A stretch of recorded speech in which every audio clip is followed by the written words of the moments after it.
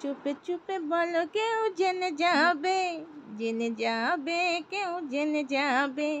ভয় করি নাই আমি কোনো কিছু, যদি তুমি আমি থাকি একসাথে। আসলে দুষ্টামি করলাম, গান তো পারি না, গলা তো অত ভালো না, এমনি একটু দুষ্টামি করলাম, ভালো লাগলো।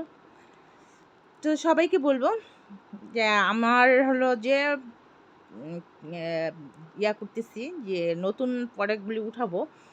তো আপনারাও অনেকেই আমাকে বলছেন এই বিজনেস করার জন্য, ঘিয়ের বিজনেসটা বা মধুর বিজনেসটা, এটা অনেকেই আমাকে কমেন্ট করে জানাইছেন করার জন্য। তো আমি বলবো যে আপনারা আরও কে কে আছেন যে আমি এটাই করব কি করব না, তা না, আপনারা মতামত জানাবেন যে আপু এটা করবে কি করবে না। আমি আপনাদের মতামতের অপেক্ষায় থাকবো যে আমি এই বিজনেসটা করতে পারি কি না, তাই না।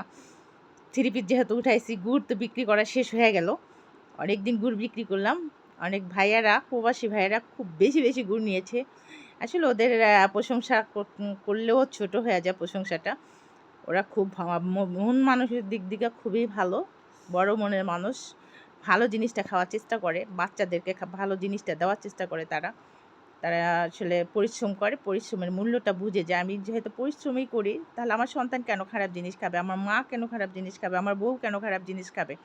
তো ওরা এই চিন্তাগুলি করেই আসলে ভালো জিনিসটা নেওয়ার চেষ্টা করে। তো আসলে সবাইকেই বলবো যে ভালো জিনিস খাবেন, ভালো জিনিস খুঁজে খুঁজে খাবেন, ঠিক আমার মতো করে। আমি যেরকম তরকারি কিনলে খুঁজে খুঁজে তরকারিটা কিনি, যে কোনো খাবারই হোক জিনিসটা ভালো হতে হবে। আমি এই জিনিসটা সবসময় ছোটোবেলা থেকেই এই চিন্তাটা আমার মাথায় ছিল। এই চিন্তাটা আছে বিদায় এখনও মনে হয় আমি অনেক ভালো আছি। এই আপনাদের বোন এখনও অনেক সুন্দর আছে, অনেক স্মার্ট আছে, তাই না। তো আপনারা